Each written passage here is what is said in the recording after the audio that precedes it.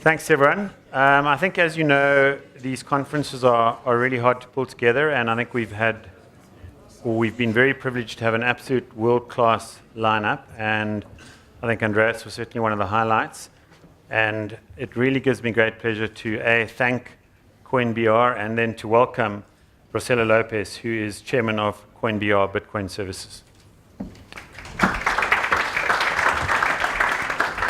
Thank you. And how's it to everybody? For me, it's amazing to be back in South Africa, especially because I used to live here from 2005 to 2013. So as I tell every single one, I am from Brazil, I am Brazilian, but I think I'm born in the wrong country. I should born in South Africa. That's how much I love South Africa. I learned about rugby here. I watched the World Cup when we win in 2007.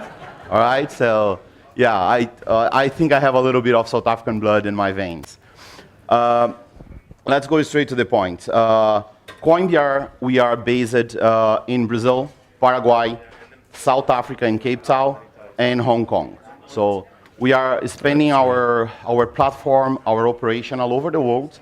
And of course, nice to see you here. We are targeting, now at the moment, we are targeting mainly the African market. South Africa is going to be the hub to the entire Africa, to the entire continent. And of course, we are already using our experience from that side of the world, from Brazil and South America. Just a little bit for everybody understand a bit about us, who we are. Like, the company was founded in 2013 when I left Cape Town, when I went to Brazil, and I was bit by this bug called Bitcoin. And, well, I was about to get retired, and my wife didn't like much because I told her this new thing called Bitcoin will be the future. And it was already happening, and I thought that was going to be nice. We have offices in Florianópolis, the south of Brazil. Over there, that's where we develop applications. We do a lot of crazy stuff. In São Paulo, we have a branch. It's the boring stuff, which is talking with the banks, attorneys, and regulators and everything. Then Cape Town, which is we're just starting. We want to make sure by this year we have the operating here in a full capacity. Then we have the mining farm where we make money, all right, in Paraguay. It's amazing to see thousands and thousands of machines generating money. It's amazing to see in the end of the day, every day, we have digital money in our hands and coming out for machines. Then we have Hong Kong, again, boarding stuff, banking relations. The company in total, we are 30 employees. Including myself, between all the branches and all the countries that we operate. So the idea that we are here today is talking, how do we connect the bank chain or the banking system to the blockchain? So banking chain, we need to understand corporations, fully organized. They have a central bank to control them, a lot of KYC, a lot of AML, all that thing. So we call them like the OLC, Organized Licensed Corporation. But corporation can be changed to a bunch of things, cartel, corruption, right? Because they are good on that. The banks, they are very good in holding our money. They are very good on that. So that's why I think they should stay there. And from what I understand, paper money that is paused. Let the bank stay in the past, because they are good on that thing. So let's talk about future. Completely disorganized, decentralized, it's a mess. You're just starting this now. So how do we beat the bank? It's impossible to beat a bank. But I think the bank in 20 years' time, they will be doing financing, which they are very good. When you finance your house, by the end you finish your house, you probably could buy 3. When you finance a car, so you finance a Nissan Micra, but when you finish, you could buy a Ferrari. So let them stay over there. Let them do what they are good on it, all right? So, but blockchain, this new technology, some people call DLT, and by the way, DLT does exist, I think, since 1960-something, when they have database. DLT is a database. That's what it is. The banks, they want to say, well, DLT, the blockchain, and then something else. Guys, they had that for a long time ago. The only difference now, they're giving a nice name to it. So let's face it. They are talking about blockchain because it's cool, and of course they want to get involved because it's the new technology. But I can guarantee you, if any bank find out something that is very nice on blockchain, they're going to keep to themselves, and for sure they're going to charge a lot for it. This thing for the R3, it's a nice what R3 are doing, amazing the job they are doing. They're doing research and everything. I can guarantee you, when Barclays find out there is something good over there, the Barclays say, guys, bye, thank you very much, we're leaving. And they'll take technology, going to charge for it. So how do we compete with them? Make things better, but try to also use the same way that they bring clients a very friendly platform, interfaces. So the user today, if you just realize the wallets that we have, each one of them, like there is many over there, Green Address, Blockchain, Bread Wallet, Miscellaneous, Armory, BitGo, Trezor, Ledger, so many. And then you have Zappo, which is our partnership in South Africa and other countries. Then you have CoinBR with the smart wallet. All those things, then you have the miners in between. Every single transaction that we do, you pass to the miners we put right on the ledger. So it's a mess. Every single one has a different way to log in. And if I come to my mom and tell my mom, she's 80 years old, say, Mom, you must save your private key. She said, what the hell is that thing? She doesn't know what the private key is. She barely knows what like two-factor password is. So it's too complicated. If we do not make it easy, for sure we cannot beat the banks. 100% sure. It's nice to have everything locked on a hard wallet. It's safe, so you own your own money. But if you want to spend, so then there we go. You got in a coffee shop and then they accept Bitcoin. What are you going to do in a hard wallet? You're going to give him the hard wallet and say, take, and then give him the change? That doesn't work. That's all. So it's complicated, but we need to make it easy. That's where CoinBR come in. We are planning to be here this month. We are going to finalize all the boarding stuff, terms and conditions, so for us to actually be in South Africa and do a very good job. So that's kind of looks like our face. That's our registration process. As you guys can see, we don't ask much. I'll tell the reason.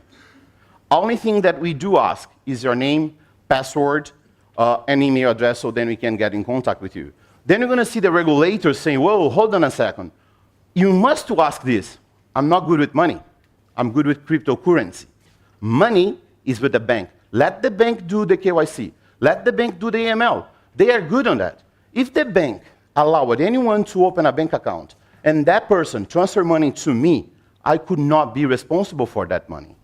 We had situations in Brazil, for example, when Itaú came to me and says, you should check the money that the client's sending to you. Then I ask the bank, is the money came from your account? So that means you are very incompetent, because if you allowed one client send money to me and you didn't verify him, it's your fault. That simple. So it's that simple. We should let the banks deal with the money. They are good with that. We are good with cryptocurrency. We are good on this new technology that we're going to change the world. So as you guys can see, very small thing that we ask. For South Africa, we're going to have 2 levels here. So then we start to show how we're connecting all those things. As you guys can see over there, we'll be able to buy airtime with Bitcoin. We'll be able to buy prepaid electricity. We'll be able to pay fines. Very soon, we'll be able to pay SARS. SARS will accept Bitcoin. Nice, huh? Very cool. So we're going to do a couple of things. We're going to be very nice. It's going to be very easy. All right?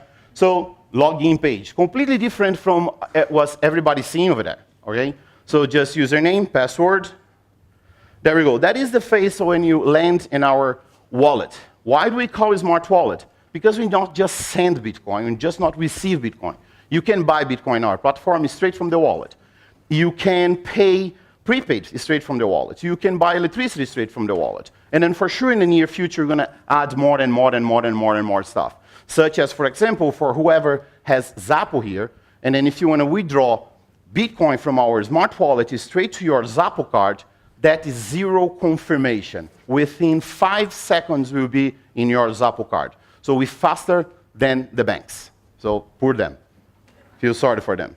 So we have the wallet for us, any country that we add in the future, because we'll be having more and more countries. Also, for whoever is using our wallet, we're going to have the possibility. So anyone in South Africa will be able to have a real wallet, USD wallet, Euro wallet, and whatever we add, we'll be able to have. But the entrance is rands. And the way for you to get on the platform will be EFT. And again, I don't care from where your money is coming from.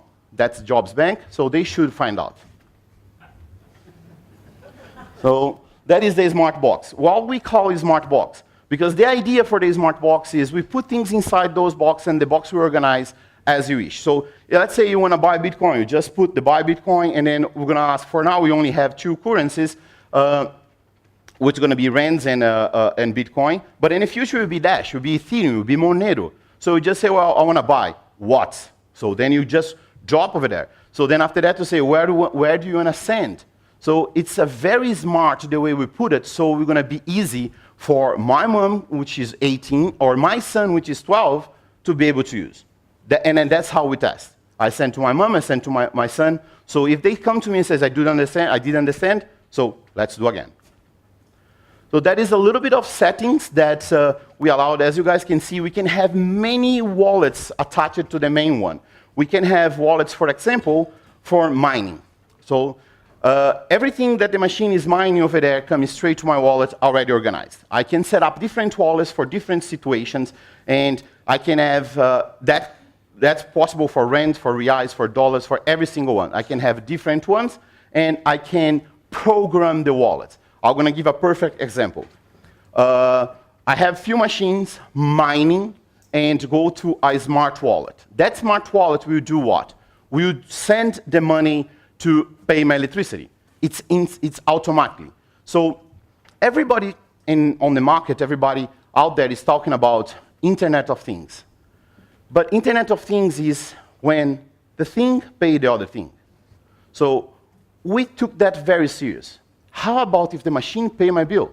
How about if a mining machine pay, for example, my ex-wife child support? Because I don't want to deal with her, I'll let the machine deal with her. If she complains with me, I'll tell her, go talk with the machine. I have no idea what you're talking about.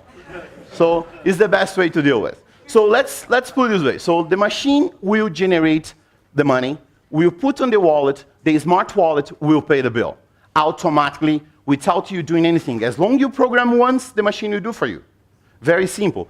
Like my wife, she has few machines. The machine is mining Bitcoin for her, and it's going straight to her Zappo card. So, yes, I have a machine that makes money. The sad part is when she complains and she asks, listen, I need money for this, I need money for that. Now I cannot tell her, listen here, woman, do you think I have a machine that makes money? Yeah, you do. That I cannot, it's hard to go around, right? So, but you see, it's something very easy, and that is the idea, to make this smart wallet intelligent and smart, to make sure we can do things that nobody ever did, and simple way to use. And most important, a lot of people say, well, but hold on a second, my Bitcoins is with you. How do I trust in you? Well, we've been since 2013, yeah. Maybe one day we're going to be hacked. I hope not. Till today, never happened. And we do have a lot of Bitcoins in our hot wallet, but never happened. Yes, you guys have to trust. But me as an owner of the company, if you just take a look, I only have 2 Bitcoins in a wallet. I don't let more than that. All my other Bitcoins is safe in a hard wallet. That's the way it's supposed to be done. You keep there what you need to your day by day to use. So then that way you'll be always going to be safe. As you guys can see, here's the smart wallets, the smart things that we can do. We can automate sales. We can automate purchase. We can do a lot of automate stuff. Like I said, if I have to pay my ex-wife child support, I'm just going to program to send it straight to her, so I'll let the machine deal with her, not me. So then something very cool, I think is also I like that, and the reason that we did is for new people that saying, well, I know how to use Bitcoin, and I'm using CoinBR smart wallet, and I'll tell people to use too. So we have a reward program, and anyone that creates a wallet, and because you told the person to create it and you gave the link with your referral code, you gain 0.1% in all transactions that the person did. So whatever the person buy or sell in Bitcoin, you get 1% and go straight to your wallet for that. And then you can withdraw anytime, you can convert in any time. That's kind of cool because you're actually making money when you tell things about CoinBR when people create an account about us. So I think that's supposed to be something very cool even for the banks when they stop to make money because we are in the market. So the banks can start to tell, like ABSA, because they don't know how to deal with Bitcoin, ABSA can tell, listen, create an account on CoinBR and ABSA can get money from us because that's going to be their future. So that's an example of the prepaid airtime, all right? Very simple, very easy. I'm choosing everything for all the services that we're doing. We always get from the Bitcoin wallet, never from the fiat. Again, we don't know how to deal with money. We only know how to deal with cryptocurrency. So all the services, electricity, prepaid, in the future SARS, whatever we put over there, it's always being taken from your Bitcoin balance. So for people that is mining with us, can program that to pay their things. When we launch, 4th of April. That's when we're going to be launching in Cape Town. And I hope our friends that organize this beautiful event, we're going to be there with us. We're going to be very nice. Okay, what are we doing globally? Well, as I mentioned, we already have a partnership with Zappo in, I think, 5 countries, if I'm not mistaken, and then getting another 2 on board. That Zappo going to use us to load the cards account. We are building our own mining facility, capacity of 10 megawatts energy. It's a lot, and a lot. Just for you guys to have an idea, today, my electricity bill in Paraguay, it's about $250,000 a month. That's how much we paid on electricity. And Paraguay is very cheap. But also Paraguay is very hot, so I need to do some magics to cool down the entire system. And it's a lot of magic. Creating applications to help merchants to accept Bitcoins. The idea is to have as many as possible business receiving Bitcoin via online or even straight on the shop, on the store. We create something called POS, very simple, put the amount in rands, we'll pop up the Bitcoin QR code, paid straight to the merchant account, and the merchant will decide how you want to receive. 20% in Bitcoin, 80% in rands. He will decide how we're going to convert that. All right? Connecting CoinBRs with the failed bank system. I forgot to put the failed there. All right? Developing an exchange platform. We are developing an exchange platform as you guys. Today we have the exchange platform, but we're going to have like an opening book for people to place order or more like an open market. That's how we call. But I put exchange platform because that's most of the people they call. Escrow Bitcoin platform. The reason that we said that we are developing that Escrow Bitcoin platform, it's very simple. I know for sure you're going to be attacked by banks. Like happened in Brazil already. I had a court order to keep my bank accounts opened. So the bank could not close my bank account. But thinking about that, we're already preparing the escrow. What means is, all right, if someone want to sell Bitcoin and someone want to buy Bitcoin, why not put them together and we do the escrow agent? So I'm going to ask the user that wants to buy Bitcoin to put the money on the person's account straight, and I will facilitate the deal. I will assure that the deal is going to happen and nobody's going to get screwed. So I'm already preparing in case the bank tomorrow closes all my bank accounts and I cannot deal anymore. So then we're going to have this escrow platform ready to do that. Unless some smart bank understand this new technology and keep working with us. Till now, looks like they are fine in what we're doing. I hope that we don't need to use that one. But if we do, we're already preparing for that. And then, of course, we are trying to create a CoinBR white label for the entire Africa, because the idea is some countries we're not going to be able to handle, we're not going to be able to, we not understand the culture, we're not going to understand how they deal with their local things. So probably going to create this white label, and then we allow, let's say someone in Kenya want to be connected on our network, we're going to develop a white label so they can use it, they're going to be connected straight to us. That's a very good way to make sure the Bitcoin is going to be used globally, spread the globe. That's all I have to say. I hope you guys have a lot of questions, and I'm here to answer.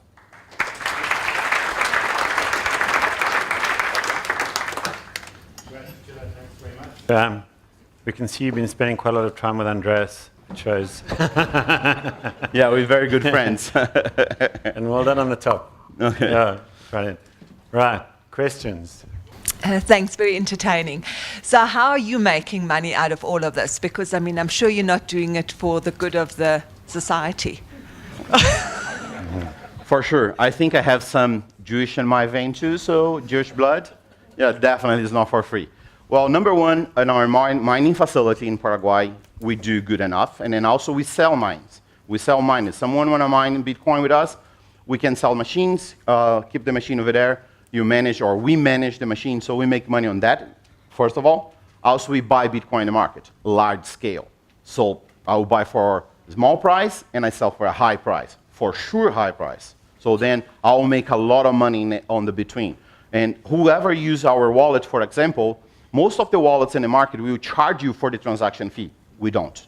We pay the transaction fee, and I think today we are the fastest wallet in the market. Number one, we use a very good calculation and find out what is the best fee for that transaction. Number two, we use something called RBF, which is replaced by fee, which you monitor the transaction. If the transaction doesn't happen in 30 minutes, we're going to redo the fees with 20% more than what the market is doing to make sure on the next block we will be there. And of course, because we are miners, we can look for our own transactions on the network. We are doing some agreement with Slush Pool. We're going to try to do the same thing with Antpool, so they can also going to look for our transaction. We pay them on the back. So how we make money? Selling Bitcoins. And we do sell a lot. Which ASICs are you using, and which are your preferred ASICs at the moment? Well, we try different ones, but we have a very good agreement with Bitmain Tech. So we use S9 for Bitcoin. Litecoin, we don't believe on script, so we don't do.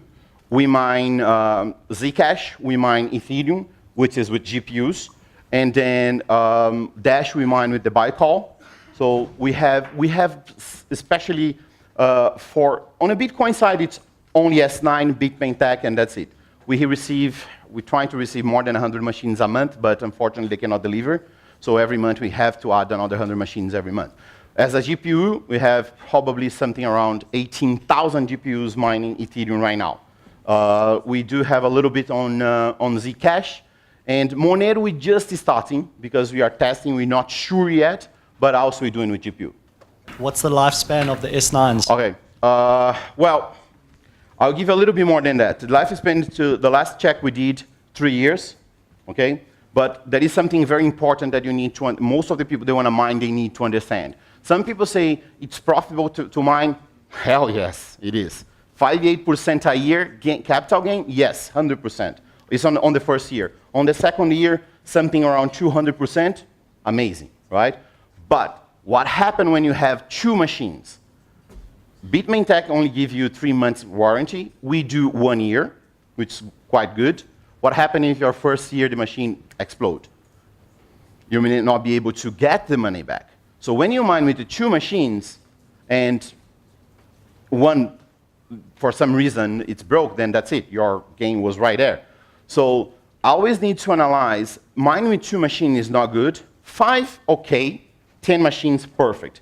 Because the machines, it's about, you have problem, it's about 5%. Our machines, we have a problem with 5% with our machines, all of them. 3% we cannot recover. So when you say 3%, but if you have only 1 machine, if your machine is inside that 3%, that's it. You lost money. Anybody else? That was easy. Great. Thank you very much. Thanks. Yeah, thank you very much. Everyone. Thank you so much. Good. Good. Thank you.